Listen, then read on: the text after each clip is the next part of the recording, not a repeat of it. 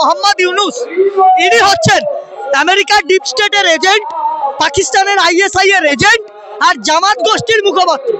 আমি আবার বলছি, এই ইউনুস এজেন্ট বা জামাতের দালাল ছাড়া কিছু নয়। যেভাবে সংখ্যালঘুদের ওপর গণহত্যা এবং হিন্দু নিধন যজ্ঞ চলছে, উনি এটা দেখেও চুপ রয়েছেন, কারণ মৌনতা সম্মতির লক্ষণ। উনি নিজেই এটাকে সমর্থন করছেন। আর আগামী দিনে উনি যে মেসেজ গোটা বিশ্বকে দিয়েছেন সনাতনীদের ওপর আঘাত করে, গোটা বিশ্ব এইভাবেই আগামী দিনে ওনাকে রিয়াক্ট করবে এবং বাংলাদেশ উচিত শিক্ষা পাবে।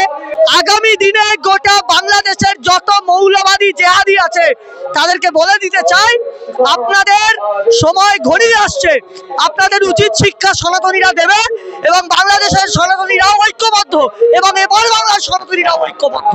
ইউনুসের মতো এই ডিপ স্টেটের এজেন্ট, আইএসআই এর দালাল এই মোহাম্মদ ইউনুস এবং বিএনপি নেত্রী খালেদা জিয়া সহ যত মৌলবাদী জামাত গোষ্ঠীর নেতা আছে তাদেরকে বলে দিতে চাই, সংখ্যালঘু বা সনাতনীদের ওপর যে হত্যা বাংলাদেশে হচ্ছে তার উচিত শিক্ষা খুব শীঘ্রই আপনারা পেতে চলেছেন। আরো বলছি, মুখ্যমন্ত্রীর সাথে আমার রাজনৈতিক বিরোধিতা থাকতে পারে, কিন্তু আমাদের দেশের মুখ্যমন্ত্রীকে যদি কেউ অসম্মান করে থাকে, সনাতনী মুখ্যমন্ত্রী, হিন্দু মুখ্যমন্ত্রীকে যদি কেউ আমাদের রাজ্যে, আমাদের ভারতবর্ষের উনি একজন নেত্রী বা মানুষ, তিনি ভারতের অধিকারী, সেই জায়গা থেকে দাঁড়িয়ে ভারতবর্ষে বসবাস করেন উনি, সেই ভারতীয়র প্রতি যে কটূক্তি করেছেন, সেই তার জঘন্য কটূক্তির বিরুদ্ধে আমরা চরম প্রতিবাদ জানাই।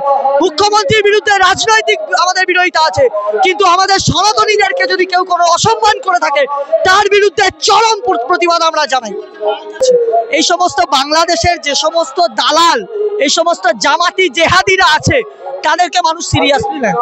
ভারতবর্ষ সার্জিক্যাল স্ট্রাইক করে অভ্যস্ত, ভারতবর্ষ বালাকোট এয়ার স্ট্রাইক করে অভ্যস্ত।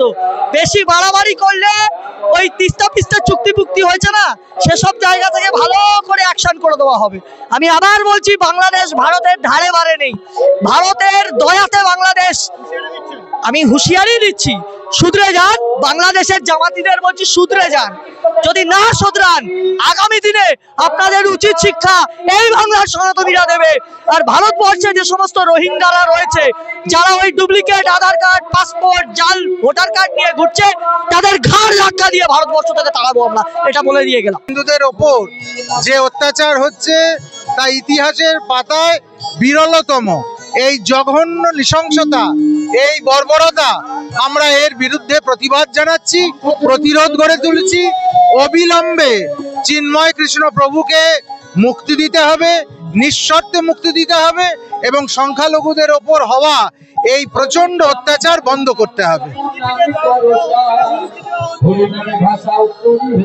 এত বর্বরতা এমন জায়গায় পৌঁছেছে যে চিন্ময় কৃষ্ণ প্রভুকে আইনের সাহায্য পর্যন্ত নিতে দেওয়া হচ্ছে না।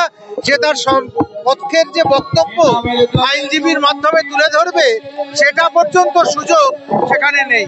অতএব এর অবিলম্বে বন্ধ হওয়া উচিত, ইউনুস সরকারকে সংযত হওয়া উচিত। বাংলাদেশে সংহত হিন্দু শক্তি জেগে উঠছে, আর এই সংহত হিন্দু শক্তি জেগে ওঠাতেই ইউনুস এর আগে অনেক অত্যাচার দেখেছে, অনেক অত্যাচার করেছে, কিন্তু সংহত হিন্দু শক্তির বিরুদ্ধে তাদের যে দাঁড়ানো সম্ভব নয় এটা বুঝতে পেরেছে।